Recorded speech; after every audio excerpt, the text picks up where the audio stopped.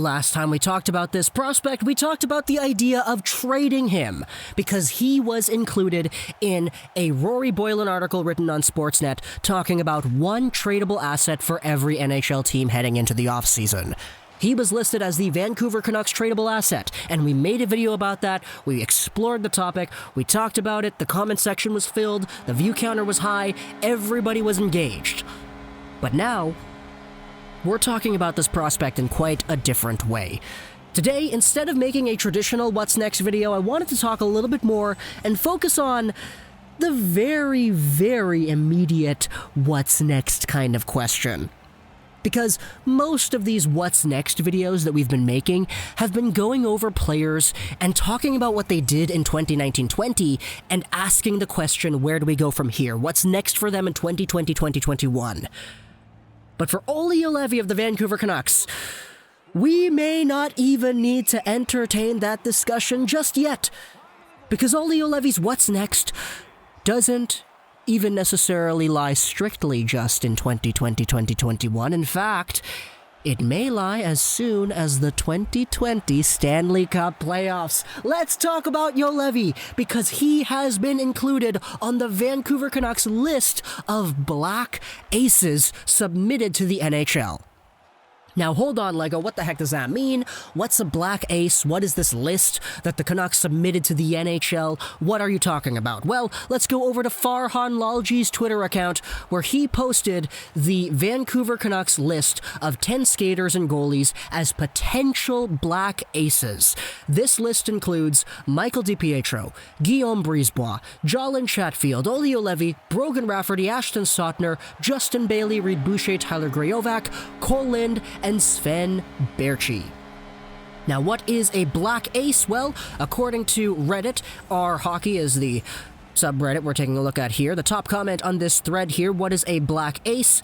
It is a player who is recalled to the NHL from their AHL or junior team when those teams' own seasons end. Since the NHL has no roster limits after the trade deadline, any of these players would be eligible to come into a game, but they don't usually unless there are injuries. So, if the Vancouver Canucks enter the Play-In Series, they win and they enter the Stanley Cup Playoffs, the list of these guys over here are the Black Aces. If any of the current Canucks get injured or whatever, we have these 10 guys that we can call into the lineup and use as replacements. And Olli Juolevi is on this list. Hey, what's next for Olli Juolevi? Well, in a very best case scenario for this player individually, it could be playoff time. Olli Juolevi is a guy who the Vancouver Canucks drafted in the 2016 NHL entry draft 5th overall. That was a very ridiculed pick immediately when it was done because Matthew Tkachuk went right after. He's really good. Clayton Keller went after too. Yeah, he's pretty good as well. Not to mention Mikhail Sergachev, who went a few picks after. He's a defenseman. He's getting like 40 points in a year. He's really good. Same thing with Dante Fabro. He's really good. Same thing with Jake Chychrun. He's really good. And Olli Juolevi is the only one in the top 10 who hasn't played an NHL game yet. Oh my goodness. Okay, calm down, Lego. Calm down. The story of Olli Juolevi is a very unfortunate one because he's had injury after injury after injury, slowing him down after some honestly pretty good seasons developing with the TPS Turku and the Finnish Liga. Also, the limited time he spent in the Utica Comet system, he was really good when he was actually playing. PK time, power play time, top 4 time, he was given minutes and he was succeeding. It's just the injury struck too much with this player. So it's been very unfair when talking about 2016 drafted prospects and bringing Juolevi's name into that conversation too, because none of these other prospects have had the same tribulations that Olli Juolevi has had. And now, normally, we'd be in a position sitting down in my bedroom talking about what's next for him next year. How, he's going to be a guy who the Canucks are probably going to call up once in a while. Give him some time at the NHL level to explore and understand what it's about being a hockey player in this league. Eventually, by the time he's 26, 27, he'll max out as a top 4 guy, getting upwards of 30 points in a year, and we'll be good with that, right? But it doesn't look like that could be the plan here. we have a situation where Olli Juolevi will be with the Vancouver Canucks with this team as they head into the 2020 Play-In Series, and if they win, the 2020 Stanley Cup Playoffs.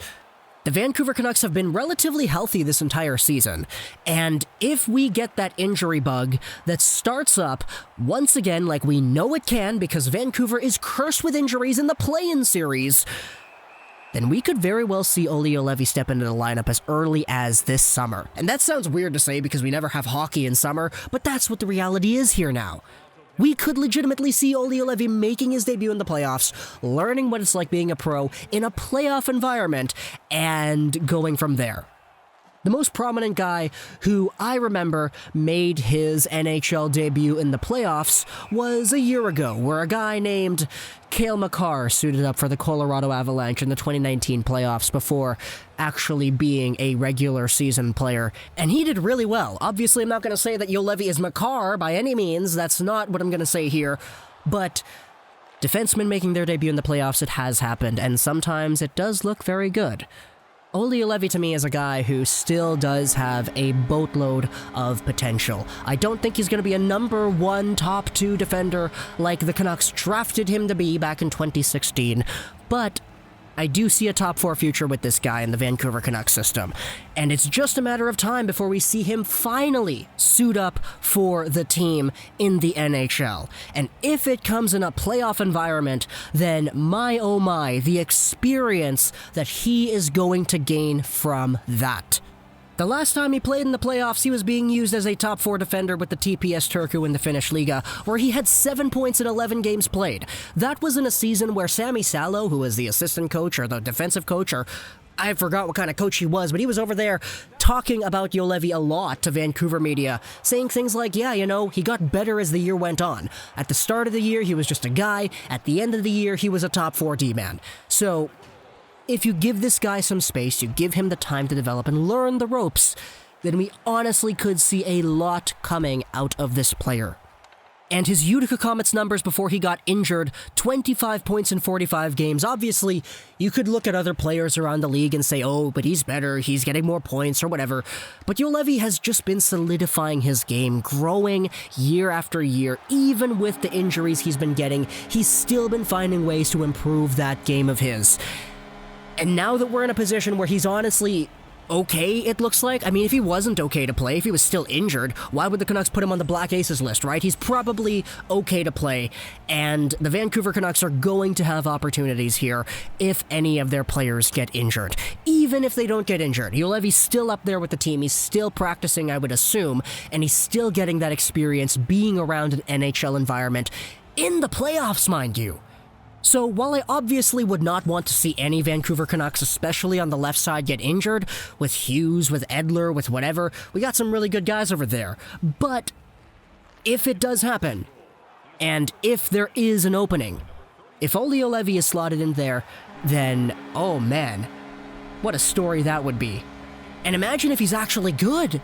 Imagine if he displays the same kind of ability on the PK, on the power play, etc., that he did with the Comets this past season in Vancouver against the Minnesota Wild. Ooh boy, what if he establishes himself as a hero right off the bat? Now, of course, I'm just fibulating stories here in my mind. I don't think that's actually going to happen, but at the same time, crazy things happen in the NHL playoffs, man. That's just how it goes. So, for me making this video here, it's a sign of hope for Olli Juolevi, saying that, hey, what's next for Juolevi may not have to wait until 2021 season. We may get this as soon as the summer. If things go poorly for the Canucks, and if things go right for this player, we may see him in a Vancouver Canucks sweater soon. And hey, maybe, you know, this is just me spitting here, which is pretty much my entire YouTube channel, but maybe Juolevi shows off in the practices and the pre-games and the camps and everything that Travis Green says, hey, you know, you're good. We'll slot you in there in that third pairing spot instead of Fantenberg or Ben or whoever. There's obviously potential for that to happen as well, although it is very unlikely. Juolevi hasn't played hockey in a long time. In fact, nobody has, really, which is kind of what the point of training camp is for, if I think about it now. But obviously you get the point. There is potential here, and I'm excited. If this guy gets an opportunity, I'm going to be the biggest fan of this guy, cheering for every little thing that he does. Because I've been wanting Olli Juolevi to succeed. It's why I defended him in that video talking about the potential Juolevi trade, and it's why I'm going to keep defending him now. So, comment down below what you think about the Vancouver Canucks, the Play-In Series, the Black Aces, Olli Juolevi, etc. I hope you enjoyed this video. So, and bye.